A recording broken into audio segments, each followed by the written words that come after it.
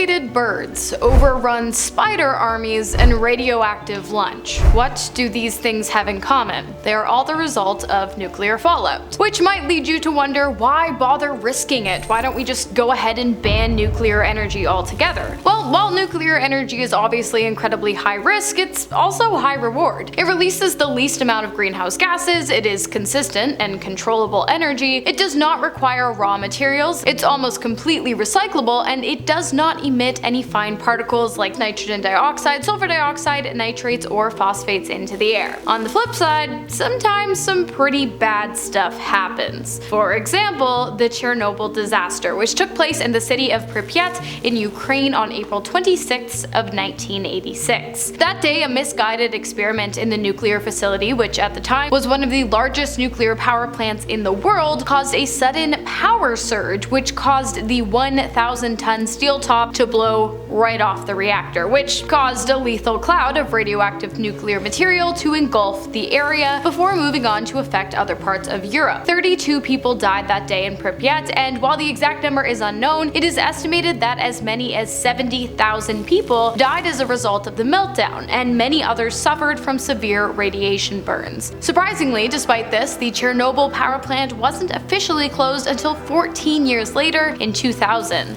But of course, there is much more to a nuclear disaster than just death. When a nuclear disaster takes place, there are a number of things you have to do in order to contain the damage and keep the death toll from spiraling out of control. First, the leaking reactors must be stabilized via a cold shutdown, a process that cools nuclear fuel to a temperature of 100 degrees Celsius or below to keep the energy from leaking into the air. An exclusion zone then has to be created, restricted areas people are forbidden from entering for their own safety due to the high levels of radiation. Then there is deep geological disposal, which is storing low-level waste underwater for 5 years before moving it to dry storage. This disposal would also include 4 centimeters of all now radioactive topsoil from farms in the area. And then of course there is the research aspect. When a nuclear disaster takes place, it is super important to study their effects so that we can be better informed and better prepared in the case of any other future events. After the Chernobyl disaster, scientists noticed some negative effects in the affected areas, but also some good ones too. Starting off with the bad, pine needles on pine trees within a 1.5-mile radius of the meltdown turned red, and new trees growing in the area grew to look like mangled bushes that lacked central stems. As for the animals, the brains of 48 bird species were tested, and it was discovered that due to radiation causing oxidative stress, they had actually become 5% smaller, which led to a decrease in the birds' cognitive abilities. But their brains were not the only problem. Many birds also had malformed beaks and deformed feathers, making hunting and survival significantly more difficult than before. Oh, and deer meat became highly regulated after the incident because a lot of it was incredibly radioactive. But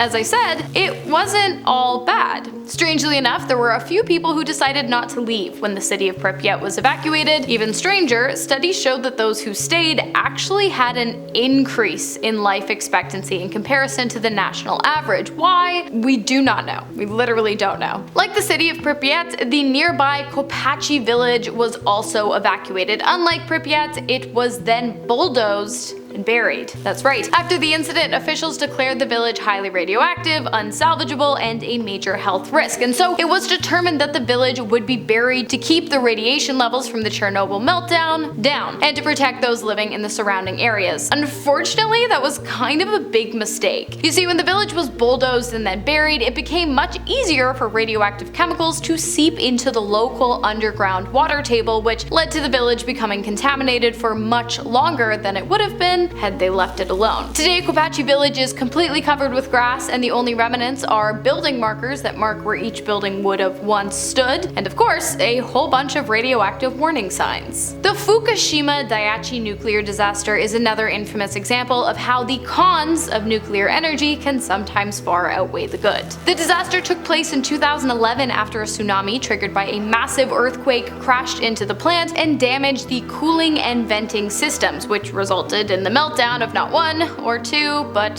3 massive nuclear reactors, which subsequently led to a massive amount of radioactive materials being released into the surrounding areas. Today, the reactors are still underwater, and unfortunately, they haven't stopped leaking radiation either. A combination that makes shutting down those reactors an incredibly difficult and dangerous task. Even robots sent in to assess the situation don't last long, about 1 hour, due to the excessive radiation levels inside of the plant. Right now, all Japanese officials can do is contain the leak as best they can, which at the moment consists of contaminated water collection and storage. It is estimated that it will take around $50 million and many years to actually shut down and decommission all of the reactors. So for now, all we can do is hope. And of course, we can also stay as far away from the Fukushima exclusion zone as is humanly possible, because as I said, the leak is ongoing. A 20-kilometer exclusion zone was put into effect on April 19th of 2011, just 1 month after the meltdown. All residents were evacuated and all unaffected reactors were decommissioned and eventually shut down the following year. But of course, by then the damage had already been done. A study done on wildlife in the area showed that 28% of pale grass butterflies suffered from deformities that altered their wing patterns and caused them to have malformed antennae and legs. Monkeys in the area also had significantly lower red and white blood cell counts than other monkeys in Japan, and fishermen in the area now have a minor cancer risk increase due to the increased radiation levels of Pacific bluefin tuna. Now, despite all of the negativity surrounding the Fukushima disaster, there are 3 species that have actually begun to thrive as a result of the disaster: mushrooms, spiders, and boars. Funguses in the area that contain melanin were able to convert the gamma radiation into energy, allowing them to spread much more quickly and efficiently. The number of spiders in the area also greatly increased. Another reason to stay away. This is likely due to the fact that the radiation caused their prey to become slower, weaker, and much easier to catch. And then of course there is the boar population. With no humans around to hunt them, in just 5 years the wild boar population jumped from 3 to 13,000. The only problem is boars eat a lot of food, and they also aren't shy. In the years since the disaster, wild boars have caused $900,000 worth of damage to surrounding farmland. Prior to the meltdown, the boar population was controlled by hunting, but seeing as their meat is now considered to be radioactive, even the ones born after the disaster, because of the plants they eat, the drive to hunt them has significantly decreased. There is now a culling in progress, which is basically like a paid killing of the animals, but because of the boars' levels of radioactivity, processing their bodies has proven to be incredibly difficult, costly, and time-consuming. It's an ongoing effort. Of course, nuclear meltdowns are not the only times in which nuclear cleanup has been necessary. There is also the case of nuclear warfare. In 1945, 2 nuclear weapons were used against Japan during the Second World War. On August 6, atomic bomb Little Boy was dropped on Hiroshima, making it the first ever nuclear weapon used in warfare, and on August 9th, Fat Man, the second and hopefully final nuclear weapon used in warfare, was dropped on Nagasaki. When the first bomb dropped, Hiroshima was hit with an estimated 15,000 tons of TNT, which completely destroyed 5 square miles of the city and directly killed around 70,000 individuals. In the years that immediately followed, injuries and radiation sickness raised that death toll to over 100,000. And in the years after that, cancer and other long-term radiation effects caused the number of indirect deaths due to the attack to rise even further. Those born in the area in the years that followed as well also had extremely high levels of radiation and were often born with birth defects that included cleft palates, cleft lips, clubbed feet, additional fingers or toes, and fused fingers or toes. Eventually the radiation subsided and Hiroshima was rebuilt, but not without a significant amount of money, time, and manpower. And then there's Nagasaki. Believe it or not, Nagasaki was not